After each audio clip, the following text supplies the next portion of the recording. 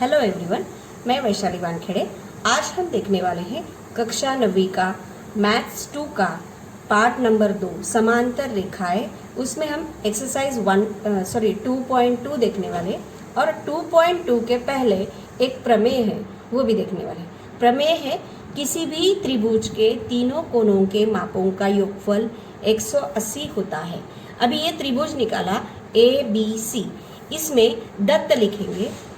दत्त मतलब दी गई जानकारी। किसी भी त्रिभुज के तीन कोणों के, अभी ये त्रिभुज है उसका नाम हम दत्त में मतलब दी गई जानकारी में लिखेंगे। त्रिभुज ABC कोई एक त्रिभुज है, त्रिभुज है, यह है दी गई जानकारी। साध्य इसके तीनों कोणों के मापों का योगफल 180। मैंने आपको बोला शुरू का जो वाक्य है, आधा वाक्य जो दत्त में दी गई जानकारी में होता है, और जो लास्ट वाला जो वाक्य है, वाक्य का थोड़ा हिस्सा वो साध्य में होता है। तो तीनों कोणों का मापों का योगफल 180, तो ये हमें सिद्ध करना है, इसीलिए साध्य में लिखेंगे तीन कोण ABC मतलब ये कोण ABC प्लस ACB मतलब ये कोण ACB, और ये कोण BAC मतलब BCA। इन तीनों कोणों के मापों का योगफल 180 है। ये हमें सिद्ध करना है। उसके लिए हमें रचना करनी है। रचना हम करेंगे। ये A बिंदु से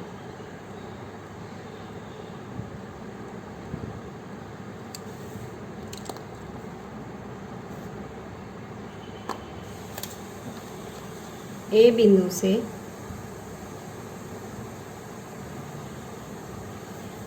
रेखा BC के समांतर, BC के समांतर रेखा L खींचा। इस पर P तथा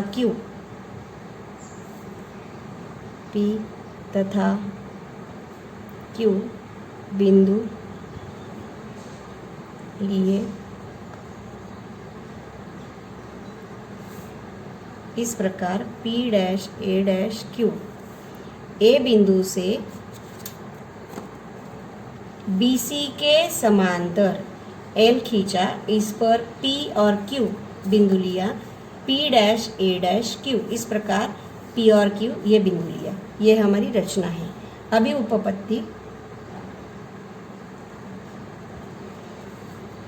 PQ समांतर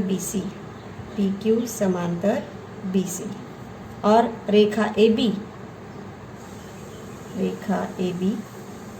इसमें भी रेखा आएगा। रेखा PQ समांतर रेखा BC और रेखा AB इनकी तिर्यक रेखा। तो ये जो एकांतर कोण Z बना है, Z, तो ये कोण और ये कोण नाम देंगे ABC सर्वांग सम PAB बराबर PAB। इसके लिए कारण समीकरण 1 नाम देंगे और कारण लिखेंगे एकांतर कोण सर्वांग सम होते हैं। फिर बाद में PQ समांतर BC, रेखा PQ समांतर रेखा BC और AC इनकी तिर्यक रेखा। पहले AB था, अभी AC, रेखा AC इनकी तिर्यक रेखा।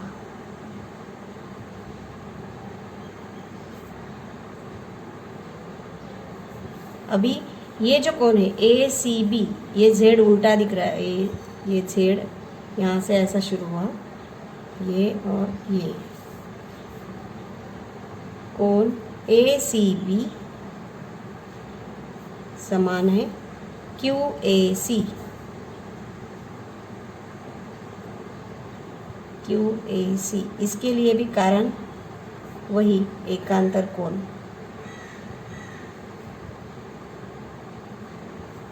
अभी 1 और 2 से, मतलब समीकरण 1 और 2, इनको हम जोड़ेंगे। लेफ्ट साइड में जोड़ेंगे और राइट साइड दोनों समीकरण के राइट साइड में जोड़ेंगे। तो बन जाएगा कोण ABC प्लस कोण ACB बराबर, राइट साइड का है कोण PAB, दूसरे समीकरण का है QAC। अभी दोनों पक्षों में हम BAC जोड़ेंगे। जैसे हम लेफ्ट साइड करेंगे वैसे ही राइट साइड में करना है, तो दोनों तरफ करना है। तो दोनों पक्ष में ये हो जाएगा समीकरण 3। दोनों पक्ष में समीकरण 3 के दोनों पक्ष में कोण BAC जोड़ने पर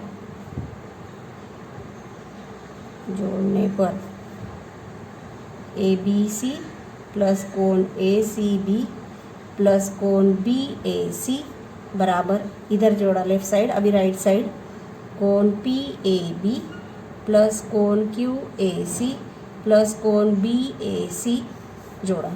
अभी ये जो है लेफ्ट साइड मतलब हमारा जो साध्य है वो है। अभी PAB और QAC, पहले हम PAB और BAC इनको पास में लिखेंगे, मतलब ये इसके बारे में लिखेंगे। कोण PAB ये पहले लेंगे बीच में, QAC, PAB और BAC ये मतलब PAC प्लस कोण QAC। PAC और QAC ये रेखीय युगल कोण है, इसीलिए उसका योगफल 180। इधर कारण लिखेंगे, रैखिक युगल कोण,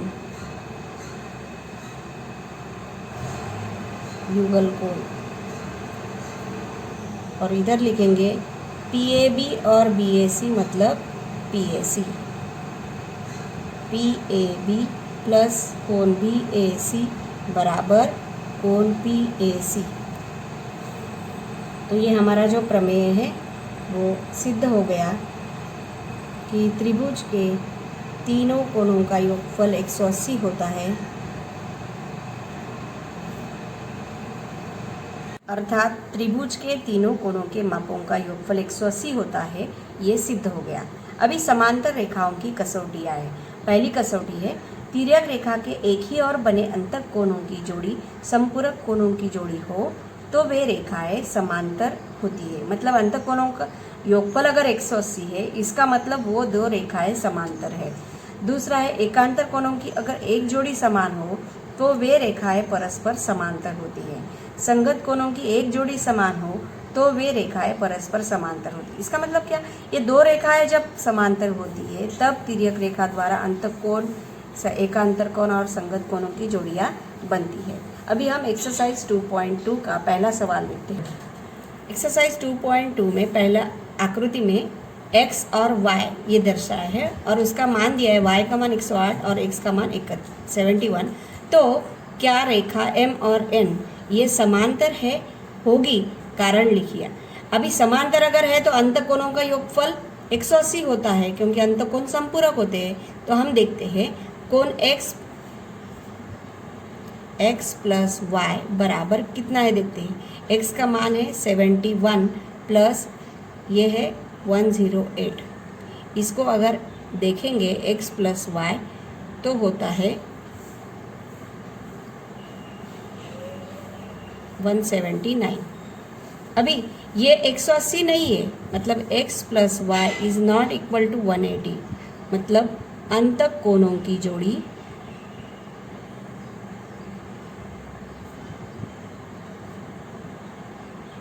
संपूरक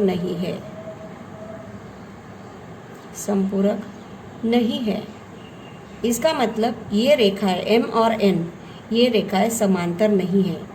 रेखा एम तथा रेखा एन समांतर नहीं है, क्योंकि 180 अगर योगफल होता तो वो समांतर होती, क्योंकि अंतःकोणों की जोड़ी संपूरक होती है और इधर संपूरक नहीं है। प्रश्न क्रमांक 2 में आकृति में यदि ए सर्वांगसम बी दिया है तो सिद्ध कीजिए एल और एम ये समांतर रेखा है, ये सिद्ध करना है। अभी आकृति में दर्शाए अनुसार हम कोण सी का मान रखेंगे। अभी दी गई जानकारी है कोण ए सर्वांगसम कोण बी, यह दिया है। इसको समीकरण नंबर 1 देंगे। अभी ए सर्वांगसम सी, क्योंकि शीर्षाभिमुख कोण है, कोण ए सर्वांगसम कोण सी, कारण लिखेंगे शीर्षाभिमुख कोण, शीर्षाभिमुख कोण। इसको समीकरण नंबर 2 देंगे। अभी ए लेफ्ट साइड जो है वो सेम है, इसका मतलब बी और सी भी सर्वांगसम रहेंगे। इस मतलब समीकरण 1 और समीकरण 2 का लेफ्ट साइड दोनों का सेम है, इसका मतलब राइट साइड भी समान रहेगा। मतलब कोण बी सर्वांगसम कोण सी, और बी और सी ये संगत कोण है, ये जो है संगत कोण है। इसीलिए रेखा एल समांतर रेखा एम, कारण लिखेंगे समांतरता की संगत कोण कसौटी। इस कसौटी से वो दोनों समांतर है। सवाल नंबर 3 में आकृति में यदि ए सर्वांगसम कोण बी ये दिया है, वैसे ही एक्स सर्वांगसम कोण वाई ये दिया है, तो सिद्ध कीजिए एल समांतर एन। अभी रेखा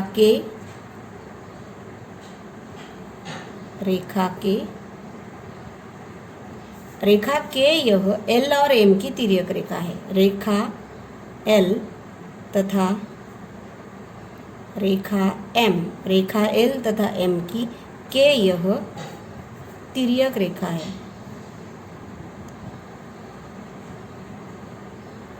तिर्यक रेखा है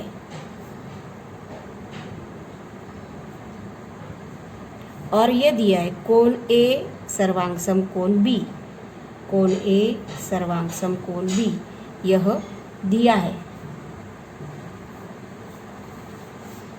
तो इसलिए एल समांतर एम, रेखा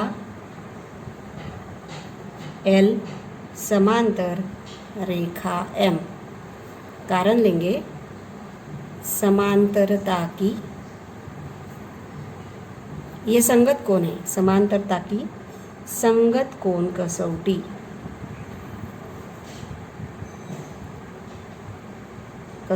से इसे समीकरण नंबर 1 देंगे। अभी वैसे रेखा पी यह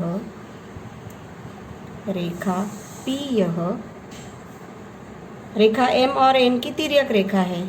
यह रेखा एम तथा रेखा एन की तिर्यक रेखा है और हमें दिया है कोण एक्स सर्वांगसम कोण वाई, ये है दिया है। और एक्स और वाई यह जो है वो एकांतर कोण है, इसीलिए एम समांतर एन। देयरफॉर रेखा एम समांतर रेखा एन, इसके लिए कारण देंगे समांतरता की, ये एकांतर कोण है, जेड तैयार हुआ ना, जेड समांतरता की एकांतर कोण कसौटी, एकांतर कोण कसौटी से। इसको समीकरण नंबर 2 देंगे। अगर पहली रेखा दूसरे से समांतर है, दूसरी रेखा तीसरे से समांतर है, इसका मतलब तीसरा ये पहले से समांतर है, इसीलिए रेखा एल यह समांतर है रेखा एन से। संक्रामिता गुणधर्म, संक्रामिता गुणधर्म। इस गुणधर्म से समीकरण 1 और 2 से हम ऐसा कह सकते हैं कि L यह समांतर है M के, क्योंकि L समांतर M ये समीकरण 1 में है और M समांतर N ये समीकरण 2 में है। तो इसका मतलब ये पहला लास्ट जो है N से समांतर है, ये संक्रामिता गुणधर्म से सिद्ध हो गया। आकृति में यदि किरण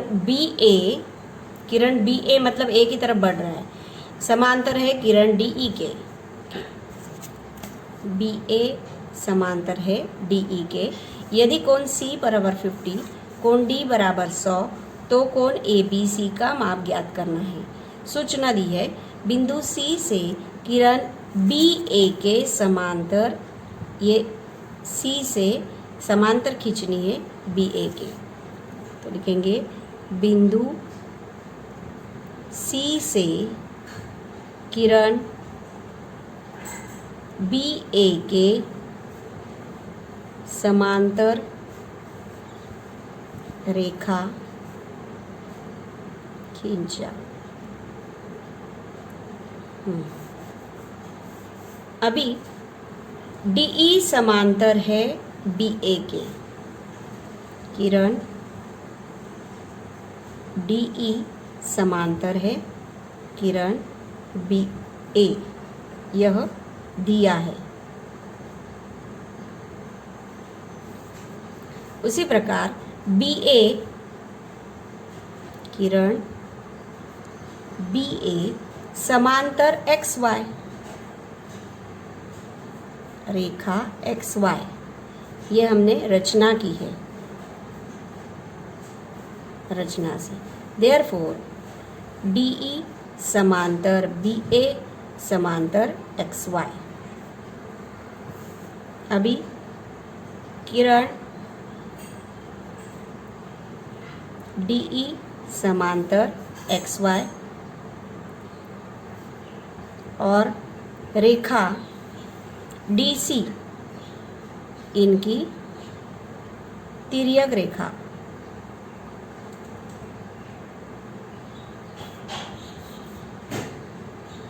DC इसकी तिर्यक रेखा। तो ये जो Z बना है, ये और ये कोण EDC, कोण EDC सर्वांगसम कोण DCX, इसको लिखेंगे एकांतर कोण। एकांतर कोण सर्वांगसम होते हैं, सर्वांगसम मतलब उसका माप समान है। EDC बराबर कोण DCX। अभी EDC का माप 100 है, इसका मतलब DCX इसका माप भी 100 रहेगा। अभी DCX, कोण DCX बराबर 100, परंतु DCX मतलब DCB प्लस BCX, कोण DCX बराबर ये दो कोण उसका योगफल है, DCA plus BCX, DCB plus कोण BCX। इसमें DCB का माप 50 दिया है और DCX ये 100 आया है, तो इसका मान रखेंगे 100 प्लस कोण BCX। अभी कोण BCX के लिए 50 नहीं चाहिए, वो ये साइड आके माइनस होगा, तो कोण BCX बराबर 50। BCX मतलब ये जो कोण है वो भी 50 आया। अभी ये जो है AB समांतर XY, किरण BA समांतर रेखा XY तथा BC इसकी तिर्यक रेखा, रेखा BC इनकी तिर्यक रेखा।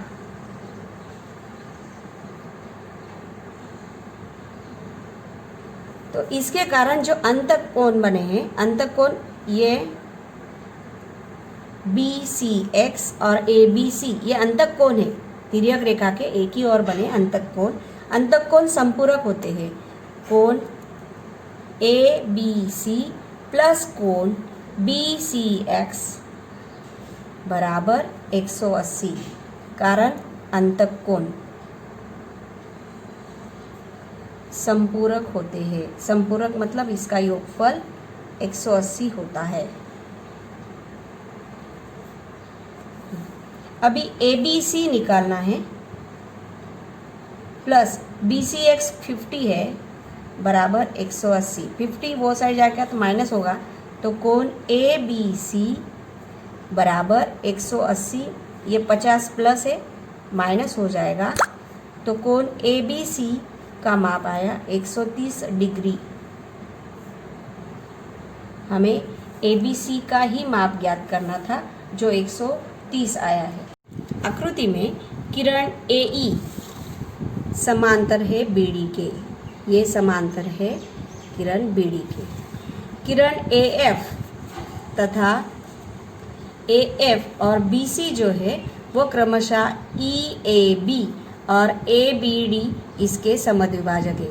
मतलब AE किरण इसके कारण EAB के दो समान हिस्से हुए जो हम XX माना दिखाया है, और वैसे ही BC इस किरण के कारण भी कोण ABD इस पूरे कोण के दो समान टुकड़े हैं, जिन टुकड़ों को हमें YY कोण माना है। तो सिद्ध कीजिए कि AF यह भी समांतर है BC के, लेकिन हमें खाली AE समांतर BD दिया है और AF समांतर है BC के, ये सिद्ध करना है। तो जो दी गई जानकारी है उसे हम जाएंगे। क्या दिया है? किरण AE समांतर, किरण AE समांतर किरण BD तथा रेखा AB, रेख AB इनकी तिर्यक रेखा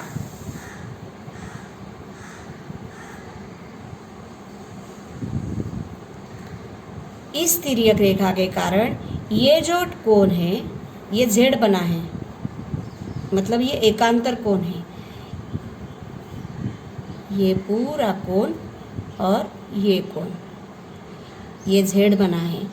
इसका नाम देंगे EAB, कोण EAB सर्वांगसम कोण ABD, सर्वांगसम कोण ABD, कारण लिखेंगे एकांतर कोण। एकांतर कोण, कोण सर्वांगसम है मतलब उसका माप समान है। कोण EAB बराबर कोण ABD, सर्वांगसम है मतलब उसका माप समान है। अभी हम 1/2 से दोनों पक्ष में गुना करने पर 1/2 से करना है, तो दोनों पक्ष पे करना है, लेफ्ट साइड भी और राइट साइड भी।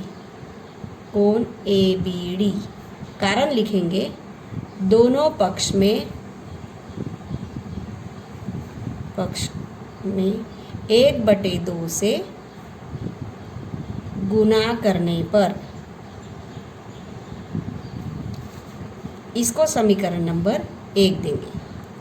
अभी अगर हम आकृति में देखते हैं, ये समद्विभाजक, इसका मतलब इस कोण के दो समान टुकड़े करने वाला, तो FAB ये आधा है EAB के, तो EAB के आधा है कोण, तो FAB यह कोण आधा है EAB के, क्योंकि ये समद्विभाजक है। समद्विभाजक मतलब कोण के समद्विभाजक मतलब कोण के दो समान टुकड़े करने वाला, तो FAB है EAB के आधा है कोण EAB का। वैसे ही ABC, कोण ABC यह आधा है ABD के, हाफ ऑफ कोण ABD, क्योंकि कारण क्या है, दत्त में ही दिया है, कारण दत्त, या उसको ऐसे भी लिख सकते कि BC और AF यह समद्विभाजक है। किरण BD तथा किरण AF यह कोण EAB तथा कोण ABD के समद्विभाजक है।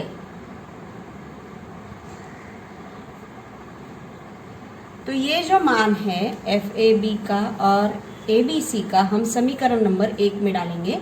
तो समीकरण 1 में हाफ ऑफ EAB है, उसके बदले हम लिखेंगे कोण AF, कोण FAB बराबर हाफ ऑफ ABD के बजाय हम लिखेंगे कोण ABC, कोण ABC। दो कोण समान है मतलब वो सर्वांग सम है, क्योंकि उसका माप अगर समान है तो वो दोनों कोण सर्वांग सम है। और FAB और ABC ये जो कोण है वो एकांतर कोण है, इसीलिए हम कह सकते हैं कि रेखा AF समांतर है BC के। रेखा AF समांतर है रेखा BC के, कारण लिखेंगे समांतरता की एकांतर कोण कसौटी, एकांतर कोण कसौटी से। इस प्रकार AF समांतर BC ये सिद्ध हो गया। छठा सवाल है, रेखा EF, यह रेखा EF AB और CD को क्रमशः P और Q पर प्रतिच्छेदित करती है। किरण PR और QS यह परस्पर समांतर किरणें हैं और ये क्रमशः मतलब PR यह BPQ इस कोण का समद्विभाजक है और QS यह PQC का समद्विभाजक है। तो सिद्ध कीजिए AB समांतर CD, यह सिद्ध करना है और ये समांतर है, सिद्ध दिया है। और ये जो है PR इस किरण PR यह BPQ का समद्विभाजक है, मतलब इसके दो समान टुकड़े कर रहा है। वैसे ही किरण QS यह BPQC इसके दो समान टुकड़े कर रहा है, PQS और SQC समद्विभाजक है, मतलब दो समान टुकड़े कर रहा है। तो सिद्ध करना है कि AB समांतर है CD के। तो हम जो दी गई जानकारी है वो लिखेंगे। किरण PR समांतर है QS के, ये दिया है किरण QS, और रेखा PQ तथा रेखा PQ इनकी तिर्यक रेखा,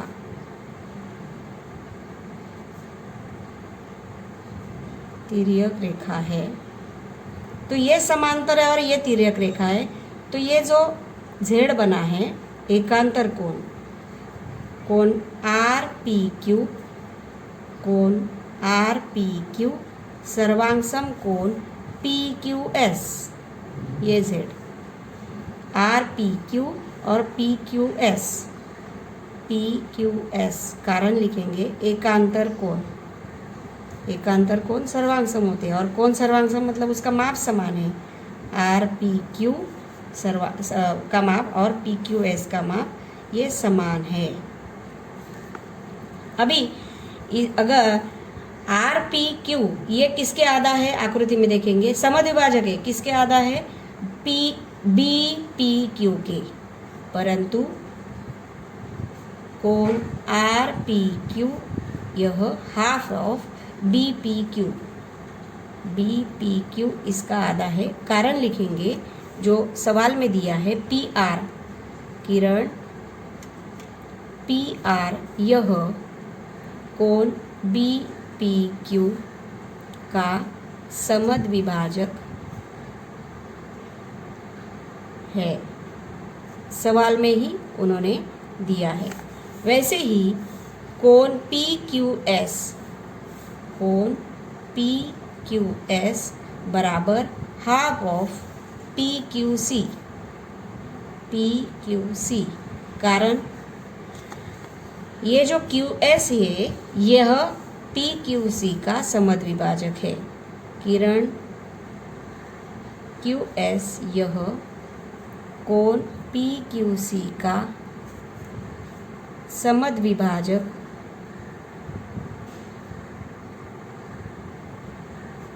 है। अभी हम ये जो है समीकरण 1, इसमें ये जो RPQ है इसके बदले हम क्या लिखेंगे, half of BPQ, half of कोण BPQ। और ये जो PQS है इसका मान यह डालेंगे हाफ ऑफ कोण PQC। अभी हाफ ऑफ कैंसिल हो गया तो बचा कोण BPQ बराबर कोण PQC। आकृति में देखते हैं BPQ मतलब ये बड़ा कोण BPQ और PQC मतलब ये एकांतर कोण है। और अगर ये एकांतर कोण है इसका मतलब AB और CD ये समांतर है। कोण समान है इसका मतलब वो सर्वांगसम है, क्योंकि कोण का माप समान मतलब वो सर्वांगसम है। और इसीलिए हम लिख सकते हैं कि AB यह समांतर है रेखा CD के। रेखा AB समांतर रेखा CD। कारण लिखेंगे समांतरता की एकांतर कोण कसौटी, एकांतर कोण कसौटी। इसे हम सिद्ध कर सकते कि AB यह CD के समांतर है, क्योंकि ये समांतर है कोण, एकांतर कोण सर्वांगसम है, इसीलिए हम कह सकते कि दोनों रेखाएं समांतर हैं।